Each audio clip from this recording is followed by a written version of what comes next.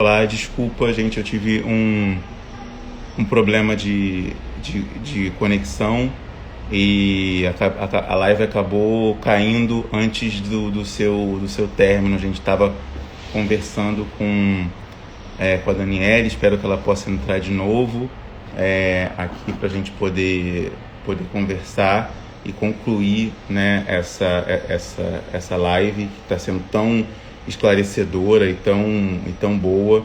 Eu infelizmente tive esse problema de conexão e também de hiperaquecimento do celular. Tá muito quente, o celular ficou hiperaqueceu e acabou desligando automaticamente. Então, peço desculpas por isso, especialmente a Daniele, que estava explicando tão bem essas questões. Eu peço desculpas. Problema técnico aqui da conexão. Vou convidá-la de novo para a gente continuar essa conversa aqui que está tão esclarecedora. Daniela estava explicando aqui, peço desculpas pelo Agora eu tô. tá? Nossa, caiu a conexão. Caiu a Foi a conexão, sua? foi a minha, caiu completamente. Peço desculpas por isso, estava pedindo desculpas Não, aqui. acontece.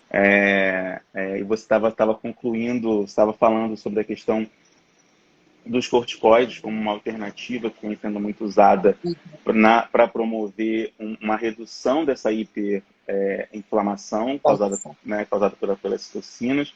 Aí, para você falar um pouco mais disso, que já aparece um pouco no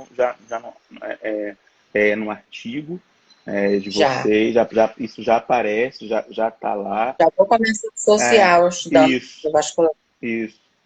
Né? Não, e você já começou a falar, especialmente da dimensão trômbica, né? Muito no começo da pandemia se falava que não era só uma doença respiratória, mas uma doença que É é sistêmica. sistêmica, exatamente, né? Começou-se muito falando que era pulmonar, respiratória, não sei o que, não, ela é sistêmica, tanto que tem pacientes que precisam fazer diálise, existem manifestações, eu estava conversando com um dermatologista no ano passado, dizendo que alguns pacientes apresentam manifestações cutâneas, né, Queda de cabelo também. queda de cabelo, né? Então, enfim, é uma doença sistêmica e que tem várias e vários tipos de sintomas e efeitos, etc., que são muito variados e podem ser, como você disse, individualizados, né? Não tem como dizer.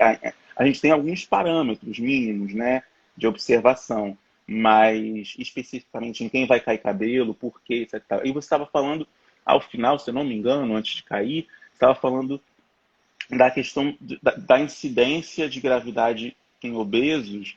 Ela se dá especialmente porque já é um organismo hiperinflamado, né, por conta da grande quantidade de tecido adiposo. Então você poderia explicar mais, enfim, dar sequência. Estou tentando retomar o fio da meada e pedindo desculpa mais uma vez. Então, como eu estava falando, esse paciente com essa síndrome gripal, o acompanhamento tem que ser avaliando os parâmetros laboratoriais, que eu disse, né? Um hemograma para ver se ele faz uma leucocitose. Se ele faz uma leucocitose também, pode ser uma infecção bacteriana secundária. Aí as pessoas dizem, mas por que a azitromicina não combate a Covid? Realmente, Uhum. ela não combate a Covid, mas ela combate uma infecção bacteriana que você vai ter secundária. Por quê? Porque quando você está com uma infecção viral, você tem uma queda, né? Nas suas células de defesa, por exemplo, macrófago depois da viremia. Então, as bactérias se aproveitam, se instala uma infecção e potencializa a gravidade da doença, porque a infecção bacteriana é rápida, né? Ela é muito mais rápida que a viral para matar, ela causa sepse muito rápida. Então, sempre vale a pena fazer um tratamento com antibiótico, né? No caso da Covid, porque previne, né? Ou já trata essa infecção bacteriana já instalada. Então, é bom, né? Vale a pena acompanhar esse hemograma desse paciente, vale a pena acompanhar esses parâmetros laboratoriais, como eu disse, ferritina, tempo de protrombina, se ele já tem agregado de plaqueta, lactato, proteína C reativa, porque vão ser marcadores que vão mostrar se esse paciente já está iniciando essa tempestade de citocina e o estado hipercoagulado, porque são essas duas situações que vão causar a gravidade para ele evoluir para uma síndrome respiratória aguda grave. Aí você diz, sim, mas o que causa lesão pulmonar são os microtrombos, né? São, como eu disse, lá onde tem os menores vasos, então começa por lá. E por que também os sintomas se iniciam nas vias aéreas superiores? Por que inferiores também? Porque o vírus, ele se liga numa enzima conversora de angiotensina, a ECA2, né? Que ela tem a nossa função no sistema fisiológico do controle da pressão arterial. E ele se liga através desse receptor, tá? Esse receptor não foi feito para ele tem outra função. Ele se liga nesse receptor. E esse receptor é muito abundante, principalmente no sistema respiratório, depois no sistema cardíaco e gástrico. Na verdade, gastrointestinal. Então, aí a gente já começa a entender. Por isso que primeiro ele vem atacando primariamente o sistema respiratório, porque é onde tem mais receptor que ele vai se ligar. E depois o cardiovascular e gastrointestinal também, né? O paciente apresenta muita diarreia. Então, o que é que acontece? Então, nesse paciente que ele já tem essas chances, que ele já é um grupo de risco para evoluir para uma síndrome respiratória aguda grave, tem que monitorar esses parâmetros laboratoriais.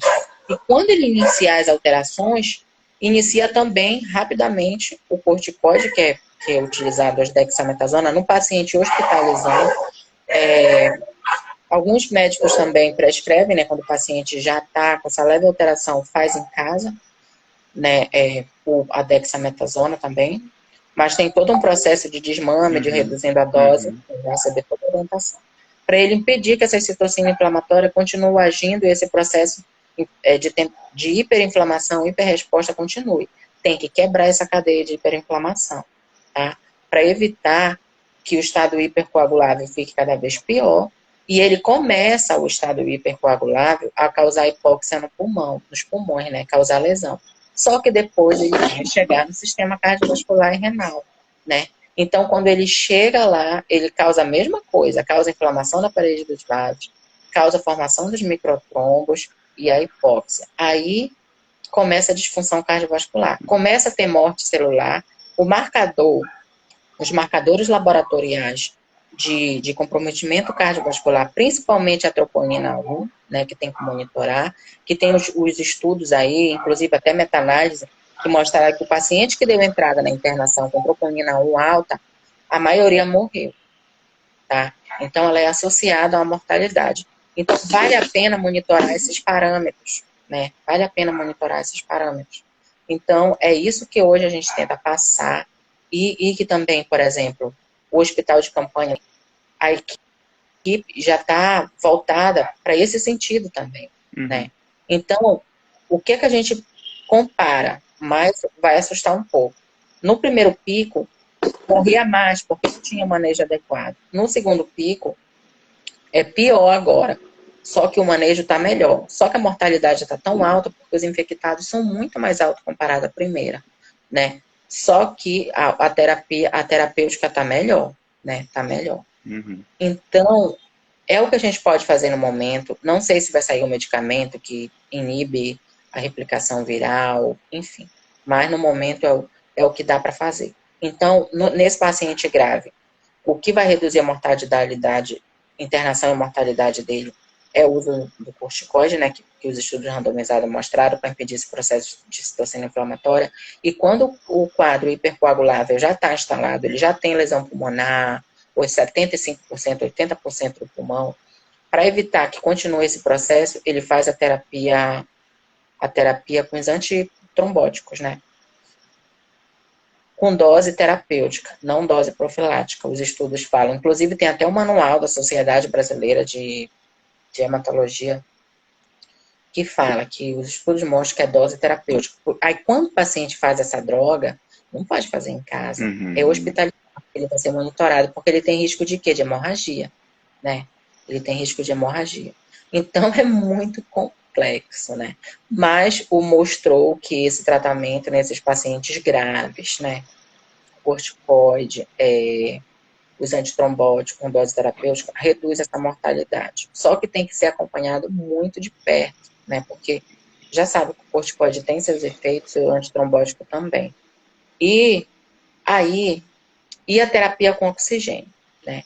Aí o que acontece? O paciente está com síndrome respiratória aguda grave, considerada qualquer paciente que apresente saturação igual ou menor que 95%. O ideal é que seja mais. Se ele apresentar menor, a gente entra com suporte de O2, que a gente chama uma terapia complementar não invasiva, uma oxigênio terapia não invasiva, de catéter, por máscara, e começa com fluxo baixo, por exemplo, 5 litros, 6 litros por minuto de oxigênio, que pode chegar até 15, né?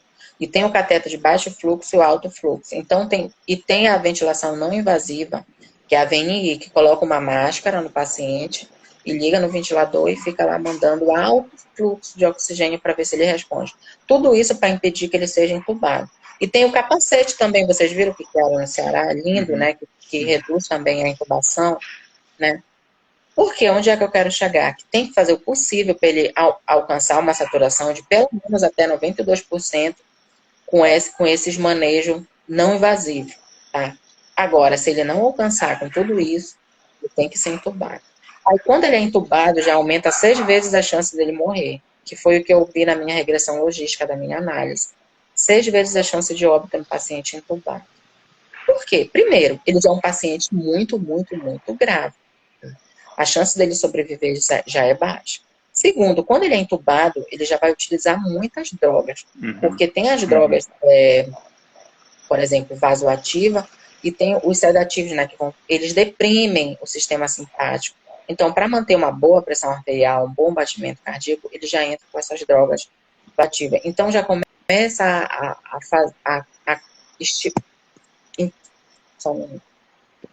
essas drogas, elas demandam um funcionamento uma demanda maior para a função renal e hepática. Então, se esse paciente já tem uma insuficiênciazinha renal ali instalada, que é outra doença que é silenciosa, né, que ninguém, enfim, que está aí também, a prevalência é altíssima, ou um problema no fígado, é um pé para desencadear uma complicação. E quando o paciente está entubado, faz uma insuficiência renal, ele só volta mesmo praticamente para o milagre, porque geralmente morre.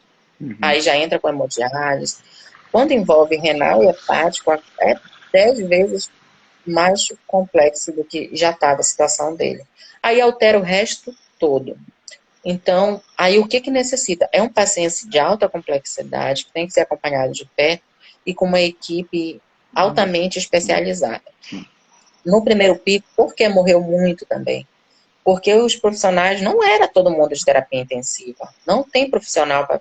Então, eles pegaram gente que era da urgência, gente que era recém-formado, e iam lá, então, que não tem aquele manejo, aquela experiência, influencia também na maior mortalidade. Querendo ou não, é triste dizer isso, mas a falta de capacitação também está associada. Por isso que eu digo que hoje, por isso que eu falo que é muito grave a nossa situação no Brasil. Porque a gente já está há 1 ano de pandemia, a gente já tem o melhor manejo terapêutico, a gente já tem os profissionais treinados, trabalhando 1 ano no hospital de campanha, que já sabe todo o manejo, já sabe tudo quando o paciente chega, já vão fazendo de tudo, os fisioterapeutas de tudo na ventilação não invasiva, fazendo o impossível para o paciente não ser entubado, já chega fazendo os exames laboratoriais, já chega monitorando se tem tempestade de citocina ou estado hipercoagulável, já sabe tudo que é para fazer. E mesmo assim a gente está no pior cenário, né? Então, imagine se a gente não tivesse essas vantagens. E eu acho que esse é o dobro de morte, é ser 6 mil mortes por dia.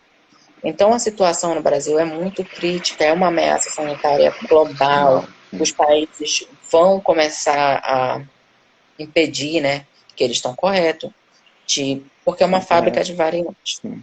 E na questão do sistema cardiovascular, a gente já sabe que na Covid-19, o paciente ele precisa ter uma condição só, né? Uma doença instalada, que a Covid vai lá e potencializa. Por exemplo, essas complicações cardiovasculares, eu fiz uma revisão sistemática recentemente, não sei se eu acho que não, só vi esse outro, que eu fiz a ocorrência de complicações cardiovasculares associadas ao SARS-CoV-2. E a primeira, que representou 27% dos casos, foi a lesão cardíaca aguda, né? Ou seja, por hipóxia, né? Por falta de oxigênio, por esse estado hipercoagulável, né? Impedindo esse fluxo de oxigênio, como se fosse um infarto agudo do miocárdio, né? Porque esses microtrombos, eles se deslocam e eles vão obstruir o vaso de menor calibre que eles encontrarem. E quando ele chega lá, já era, né?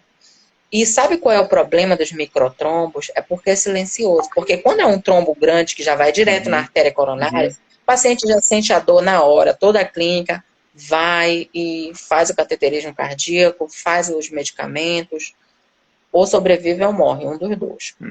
Esses microtrombos é muito silencioso, porque ele vai nos menores vasos, ele vai causando. Então o paciente não vai sentir aquela dor, aquela coisa inicialmente. Então, por isso que esse monitoramento desses marcadores laboratoriais é crucial.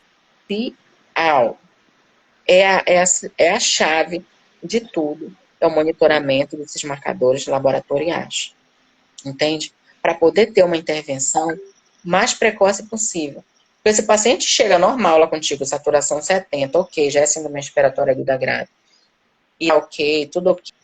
Não está nem com febre, mas ele já está com troponina 1 alta, já está com uma proteína C reativa alta, ele já está com a tempestade de citocina, ele já tem lesão cardíaca aguda, e se não entrar com manejo adequado, ele vai a óbito, né? E outra situação é que não é só quem tem doença cardiovascular que tem a chance de evoluir com uma complicação cardiovascular, que as principais são a lesão cardíaca aguda, as arritmias, a insuficiência cardíaca. Uma coisa leva a outra, porque quando o tecido está lesionado, o músculo cardíaco, que a gente mostrou lá no artigo também, o que faz essa contração desse músculo são as células, né? São as células do miocárdio. Quando elas estão mortas, elas pela hipóxia, né? Ela compromete essa contração. Então, o paciente também é uma instabilidade cardíaca dessa hipóxia, né, dessa lesão cardíaca, a insuficiência cardíaca. Então, uma coisa puxa a outra e ele não consegue sobreviver, porque se ele não conseguir manter essa fração de ejeção adequada e para a pequena circulação e para grande, acabou tudo, né? Acabou tudo. A fisiologia parou. Então, ponto-chave desse artigo que a gente identificou: a principal complicação cardiovascular é a lesão cardíaca aguda. E que eu digo assim, a cereja do bolo que a gente fala, né, os pesquisadores. Qual é a cereja do bolo do teu artigo, eles dizem? A cereja do bolo desse é monitoramento de marcadores laboratoriais para identificar a tempestade de citocina, estado hipercoagulável e as enzimas cardíacas, principalmente a troponina 1 cardíaca, porque o paciente pode estar belo para frente, mas se ele já tiver com aumento de troponina 1, ele já tem lesão cardíaca. Como eu disse, é silenciosa. Então, só que o que acontece? Por exemplo, aqui no hospital de campanha de Covid, já existe todo esse protocolo, já chega, já faz tudo, já tem laboratório, o resultado já sai no mesmo dia. Só que os outros ainda não estão nessa mesma sintonia, né? Porque eles atendem tudo. Então, geralmente, quando não é assim voltado específico para isso, médico infectologista, pneumologista, médico intensivista, eles vão tratar o sintoma. Tá com febre, trata a febre. Tá com isso, trata aquilo. Saturação baixa, toma oxigênio, né? Então, tudo isso também repercute na mortalidade. A gente sabe que é complicado, né? Por exemplo, isso eu estou falando de Belém aqui, região metropolitana. Mas lá no interiorzinho, que mal tem oxigênio, vai fazer um exame de sangue, demora 5 dias para sair o resultado. Então fica difícil. E é lá que mais morre, porque não tem assistência, não tem, eu não tenho instrumentos para mim. Por exemplo, eu orientei aqui, eu falei, não, o tratamento precoce é monitorar os marcadores laboratoriais. Isso é tratamento precoce. Você identifica a gravidade, tempestade de citocina, estado hipercoagulado. Mas eu tenho que ter ferramentas para isso, né? E a maioria dos médicos nos interiores não tem, né? Então, eles vão, por exemplo, já é um grupo de risco, ele observa, né, até o 8º dia, se piorar, e o que ele pode fazer é entrar com oxigênio e já entra às cegas com corticoide, com os outros medicamentos, né? Clinicamente, que a gente diz, clinicamente, só com o que o paciente está apresentando. Que não deixa de estar também certo. O ideal é que a gente tenha essas ferramentas. E outra coisa, gente, que eu vou deixar bem claro aqui, que as pessoas, ela, por exemplo, iniciou um quadro gripal, fica desesperado para fazer o exame. Gente, já inicia o protocolo, pronto. Exato. Inicia. O resultado é de importância para a vigilância. Já tem que se isolar, já tem que tratar os sintomas e já tem que fazer os exames laboratoriais para acompanhar os marcadores. Entendeu? Aqui no Pará, a gente está discutindo de já fazer um protocolo de síndrome gripal geral, não tem dessa. Entendeu? E qualquer quadro de síndrome gripal já é suspeito de Covid. Sim, não tem mais. sim, Já é sim, suspeito. exatamente. Né? Exatamente. Se não for, gente, o manejo e a conduta não vai matar o paciente. As recomendações do fluxo. Pior, ele fazer o exame, ficar esperando, não fazer nada, ficar transmitindo para as pessoas e quando Exato. sair o resultado, já era. Né? Então, quando sair o resultado, se for negativo ou positivo, ele já está no protocolo, pronto. Ah, não é Covid, mas continua o isolamento até 15 dias. Por quê? Porque o vírus respiratório e ainda pode ser Covid, porque o exame, por exemplo, de PCR, ele tem indicação de ser feito no 5º ou 8º dia. Ele pode dar falso negativo. O teste rápido é recorde de falso negativo. Ele de antígeno também. O que a gente tem que entender com o exame diagnóstico para Covid? Eles têm critério que as pessoas não olham. Faz um teste rápido com o paciente com 5 dias de sintoma, ele vai dar negativo, porque ele busca anticorpos. O paciente só vai produzir no mínimo 15 dias, né? PCR tem que ser no período também que o paciente está em viremia, porque senão ele não vai identificar. Então, o que é que a gente faz? Síndrome gripal, isolamento 15 dias, entra com protocolo para tratar sintomas e pede os exames laboratoriais para monitorar esses marcadores. Pronto, acabou. Se esse não é Covid, fez a conduta certa, né? Acompanhou, notificou esse paciente e pronto. E impediu que ele continuasse essa transmissão para outros indivíduos. Porque é importante a gente discutir também, a gente tem outros vírus respiratórios que matam. Influenza A e B, vírus essencial respiratório, que continuam causando síndromes respiratórias agudas e graves, que eles têm os seus períodos de sazonalidade, né? Por isso que a campanha da vacina contra a influenza já iniciou. Então, gente, a gente espera que a Covid se torne uma doença sazonal, parecida com a influenza, e a gente não sabe ainda se vai ter vacina todo ano, igual da influenza, porque da influenza ela sofre muitas mutações e todo ano ela é atualizada, as cepas. Por isso que a gente precisa tomar todo ano. A gente não sabe se da Covid vai ser todo ano ou se essas 2 doses que a gente já fez já vai ser o suficiente, tá? Estudos, assim, ainda falta muita coisa, porque a gente ainda vai ver a resposta da vacina depois de 1 ano, depois de 2 anos. Então, é tudo muito novo. A gente ainda está estudando as sequelas, né, da Covid. E também a gente já tem estudos mostrando que as sequelas diminuíram após a vacina. Então tem coisas, vem muita coisa. E no meu primeiro artigo do doutorado, eu evidenciei que a vacina, o artigo ainda não foi publicado, tá? Ele está em processo de avaliação pela revista. Só que eu já vou falar o resultado preliminar, porque a revista aceitou já. Então eles estão só pedindo correções, eles estão pedindo mais testes. Que a vacina contra a influenza, o que foi que eu fiz? Eu peguei, porque o banco que eu trabalho, do CIVEP-CRIP, que ele faz vigilância de síndrome respiratória aguda grave, como ele foi criado essa plataforma em 2009, na pandemia por influenza, ele tem uma variável, se é vacinado ou não contra a gripe, contra a influenza. Então, eu peguei essa variável e fiz 2 grupos, vacinado contra a gripe e não vacinado. E depois fiz mais 2 grupos, óbitos e sobreviventes. E fiz aquela tabela de contingência e fiz o quadrado. Deu altamente significativo que quem era vacinado contra a influenza morria menos por Covid. E quando eu vi esse teste, eu me assustei, eu falei, tem alguma coisa errada. Não é possível, não tem nada a ver, é outro vírus, enfim. Então, o que foi que eu fiz? Eu fiz a análise de sobrevida, que é outro teste estatístico, também mostrou que quem era vacinado contra a influenza morria menos e ia menos para a UTI. E eu fiz a regressão logística, que eu trabalhei com razão de chances, a regressão logística binária. Então, de novo, eu confirmei que quem não era vacinado contra a influenza tinha 2 vezes mais chances de morrer por Covid. E 4 vezes mais chance de ser entubado e para UTI. Aí eu disse, gente, como assim? Aí eu fui para a literatura. Aí eu achei um estudo na Itália, que ele comparou uma província de idosos vacinada contra a influenza e outra não vacinada. E ele também teve uma resposta altamente significativa que quem era vacinado contra a influenza morria menos por Covid. Tá? Não era que ia ser infectado. Aí o que foi que a gente concluiu? Que a vacina contra a influenza Ela reduz a gravidade e mostra a doença, mas ela não reduz a infecção. Você pode ser infectado, mas você vai ter um caso mais leve, menos chance de morrer e menos chance de ter um caso grave. Aí eu disse, mas como assim? Por quê? Fui de novo para a literatura. Aí dois pesquisadores que estão nessa linha também, inclusive eu até falei com eles, eles são, acho, um da Índia, outro do Reino Unido.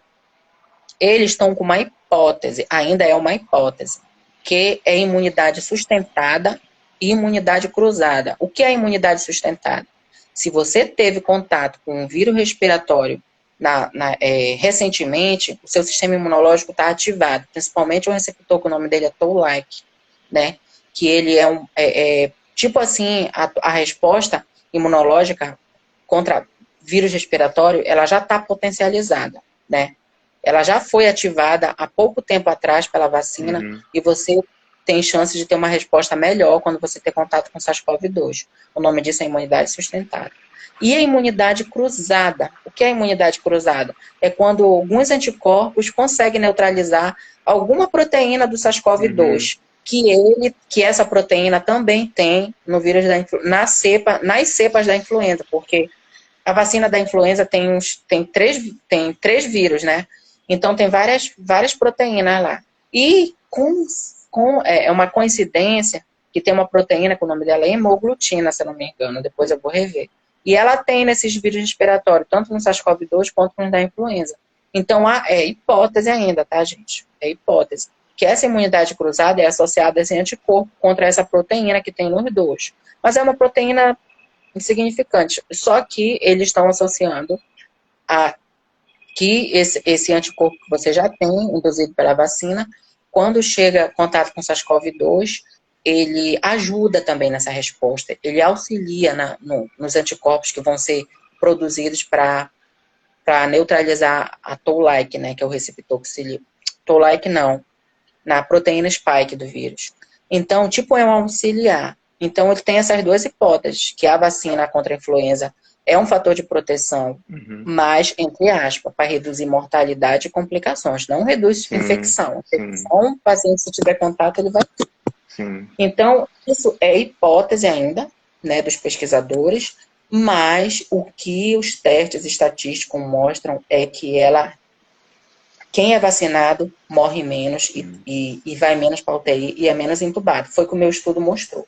Eu fiz um estudo no Pará com uma amostra de 15 mil, fiz um estudo no Brasil com uma amostra de quase 500 mil, confirmou também. E teve outros pesquisadores que não são nem daqui, pegaram o nosso banco, que é público, fizeram também uma análise com 90 mil e confirmaram. Só que a deles foi diferente da minha, porque eles fizeram assim, por porcentagem, quantos por cento menos o paciente que era vacinado tinha de ser entubado, tinha de morrer, de tempo de internação. E a minha eu já fiz análise de sobrevida, Q quadrado, né, na tabela de contingência 2x2 e regressão logística. E também saiu esse estudo da Itália, né? Saiu esse estudo da Itália que confirmou que foi semelhante ao meu. Porque se fosse só o meu, eu poderia considerar que tinha algum viés, né? Falava, não, assim, eu vou ter que rever, eu ia estar batendo cabeça até agora. Mas quando a gente acha outro estudo que também evidenciou, na verdade eu achei mais dois que evidenciaram, e achei mais dois artigos desses autores, um do Reino Unido, um da Índia, que eles já vieram com essas hipóteses, ainda são hipóteses, tem que fazer esses estudos, né? Para confirmar, né?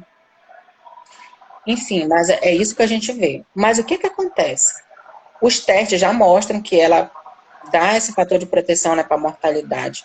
E nem saber o mecanismo, só vacinar contra a influenza, os grupos prioritários, e pronto. É uma contribuição coadjuvante no combate à pandemia para a Covid-19. Coadjuvante, fala isso agora. Coadjuvante. Coadjuvante. Então, é isso. Bom, Daniela, alguma pergunta pessoal? Você, alguma agora, não, eu fiquei muito impressionado, assim, queria dar os parabéns mesmo pelo seu trabalho. Fiquei muito. Ainda tenho uma história para te contar. Eu vou lá te contar antes de tu falar. Pode. Eu entrei no mestrado em 2019. com um projeto de tuberculose lindo, eu ia fazer genotipagem, ia fazer árvore genética. Veio a pandemia. Aí parou tudo, a minha coleta de dados. O projeto está aí, eu dei para outro amigo, ele está fazendo o mestrado dele, esse projeto. E veio a pandemia, parou tudo, e eu já estava trabalhando na Secretaria de Saúde do Estado. Aí eu fui lá reunir com as minhas orientadoras. Ela disse, Dani, não dá para te fazer esse projeto. Eu falei, eu não vou perder meu ano, não vou atrasar nada, eu vou fazer Covid. O banco de dados é público. Aí elas, mas a gente não trabalhou. Embora, meu estudo é epidemiológico, não é biologia, é epidemiológico, análise epidemiológica você fazer. Aí foi que a gente meteu a cara, a gente continuou. Começou, e agora no doutorado está na mesma linha, né? E no doutorado agora eu vou avaliar esse segundo ano da pandemia, com a implementação da vacina. Ah, eu tenho uma boa notícia também, que eu acho que você até já sabe. São Paulo, aqui no Pará também, a mortalidade em internação acima de 90 anos já está bem reduzida, né? Sim, Então, isso é resposta vacinal. sim. Então, estou muito feliz. Assim, eu acredito, como epidemiologista, se as vacinas continuarem vindo, eu acredito que, por exemplo, Belém, região metropolitana, já vacinou todos as pessoas acima de 60 anos. Já vacinou quem mais morreu, né? Sim, Então, exato. vai reduzir as internações, a gente espera mais um pouco, vai reduzir as internações e a morte. Então, desafogando o sistema de saúde, as coisas vão se liberando. A Covid vai desaparecer? Não, ela não vai desaparecer. Mas reduzindo a mortalidade e internação, é isso que a gente precisa para a nossa vida ir voltando ao normal. Como eu disse, ela vai ser uma doença sazonal. Mas a gente espera, eu espero, tenho muita fé, que até final do ano a gente consiga fechar, né? Porque vai chegar a 100 milhões de doses da Pfizer, né? E já saiu o Sim, estudo que dose única ela responde. A Johnson responde. também, dose única. Então é a minha esperança que todos os adultos e os idosos que não foram vacinados vão ser vacinados. E eu tenho uma esperança que em 2022 as coisas vão começar a fluir, vão começar a voltar ao normal. Se não surgir uma cepa mutante aí, que estou Torcer para rezando, que não, mas o render que para o que não. laboratório da Pfizer já disse? Se surgir uma mutação que a vacina não responda, Sim, em 2 semanas eles fazem uma nova. isso, isso. Eles fazem o teste dele. E depois é outro ponto também, muito interessante, que era para a gente discutir, mas a gente pode deixar para outro dia, as vacinas de RNA mensageiro. Elas são uma revolução, porque já vai sair até para Revolução. câncer de mama, É uma até para câncer de revolução. mama. Exatamente. Eu estou me aprofundando muito nisso também, sabe? Então é isso. Queria agradecer a participação. Se alguém tiver alguma pergunta, agora pode falar, que eu já falei a história de como foi que eu cheguei na Não, Covid. muito bom, mas muito bom, porque isso atravessou muito, né, os trabalhos de muito, tem muitos alunos também que passaram a pesquisar Covid por conta disso, ou tiveram seus trabalhos, especialmente pesquisa de campo, completamente reconfigurados por conta da Covid. Mas eu gostaria, de qualquer maneira, te dar os parabéns, né, pelo seu trabalho.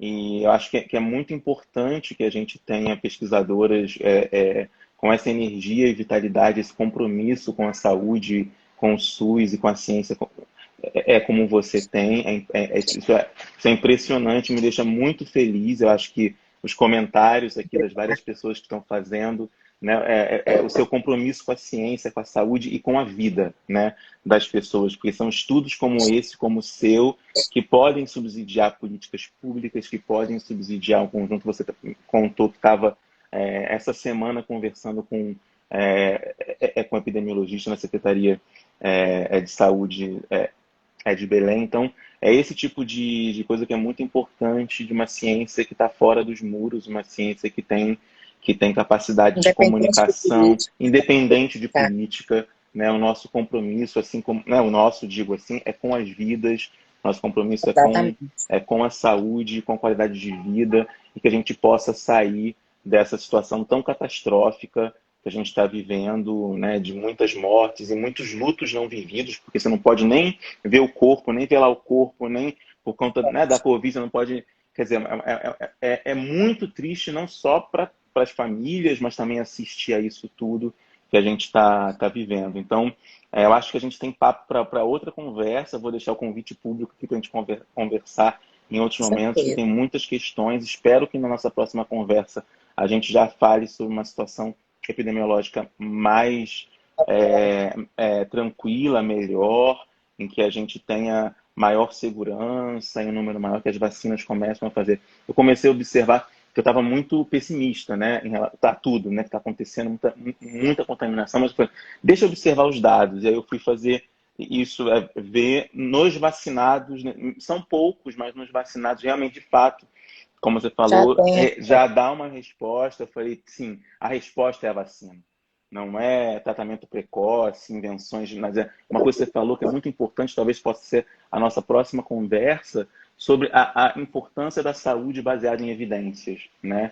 Eu acho que a Covid colocou isso assim, não dá para pensar em saúde sem essa articulação. E você falou que fez revisão sistemática, que você procurou na literatura. A gente tem que ter isso presente na prática clínica também, né? Não só epidemiológica, da pesquisa, etc.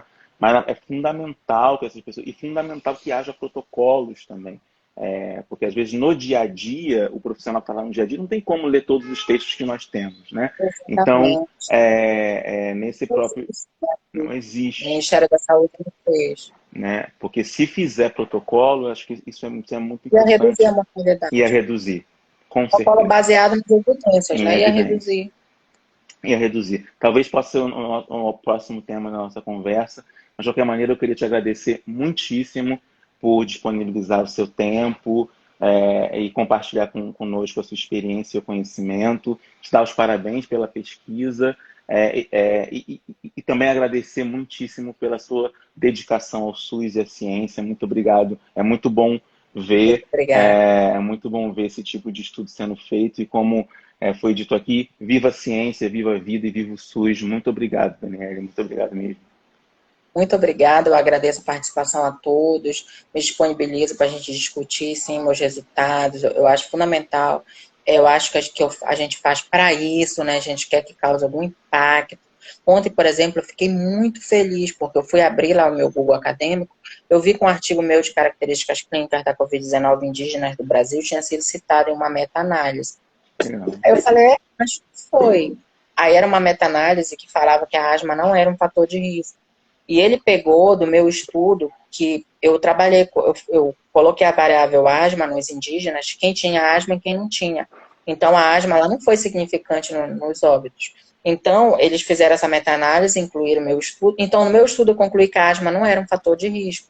Ok, eu só deixei lá um pedacinho da discussão, era um resultado, né? Então, ele fez uma meta-análise, incluiu o meu estudo e também concluiu na heterogeneidade, na síntese de todos os estudos dele, que a asma não era um fator de risco. A meta-análise ela é o nível de evidência mais alto e a minha contribuição estava lá, né? Legal. Então, esse resultado ele vai basear para muita coisa, né? Para muita condução, né, desses pacientes. Então, aí ontem eu estava falando para minha amiga no trabalho, eu falei, que eu estou muito feliz, que é esse o objetivo, É isso, né? exatamente. É esse o objetivo, causar algum impacto nesse Exatamente. resultado. Esse é o objetivo. Então, eu queria agradecer, me disponibilizo também, né, para outros encontros, e espero também, né, que esse quadro melhore, eu tenho esperança, mas como a gente sabe, deixando bem claro aqui, que o que vai definir esse cenário epidemiológico é a vacinação em massa, Vacinação. porque os outros países já estão mostrando isso, né? Isso. Uma redução Gente, a muito... vacina, primeiramente, o que eu digo para me convencer uma pessoa a ser vacinada? A gente só está vivo aqui porque a gente foi vacinado, né? Exatamente, Não pegou exatamente. polio, não pegou a febre amarela, todo aquele conjunto de vacina. Aí eu já falo logo da transição epidemiológica. Aí falo, mas qual foi o impacto da vacina? Eu falo, olha, antes era difícil ter idoso. Agora a gente vive uma transição epidemiológica que a gente tem mais idosos do que adultos. Mas por que, Dani?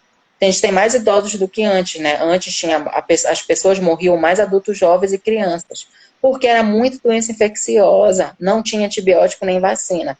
Então, quando surgiu o antibiótico e vacina e as práticas de higiene, a curva mudou. As pessoas pararam de morrer na infância e na adulto jovem, foram morrer idoso. Aí já foram morrer de quê? De doença crônica associada a estilo de vida.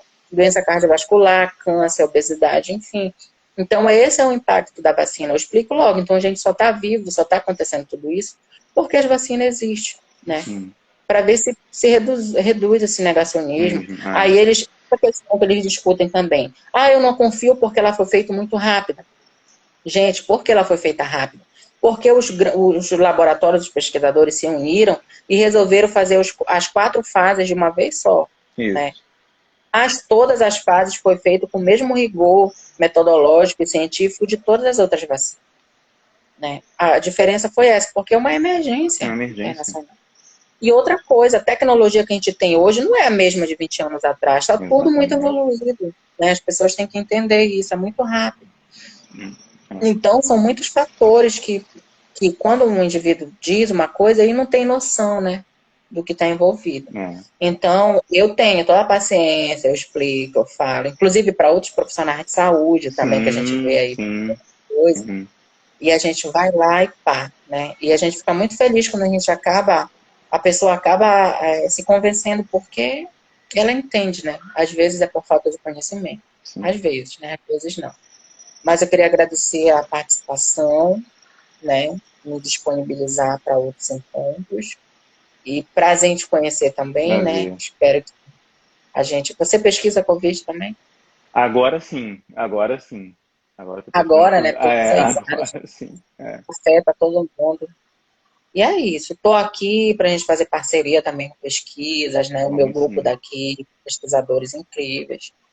E é isso. Muito obrigada por tudo. Eu que agradeço. Tá? Muito obrigado. Gente. Bom dia para você, bom dia, gente. Dizer que essa live vai ficar disponível já já no canal do IGTV e mais tarde no canal do YouTube.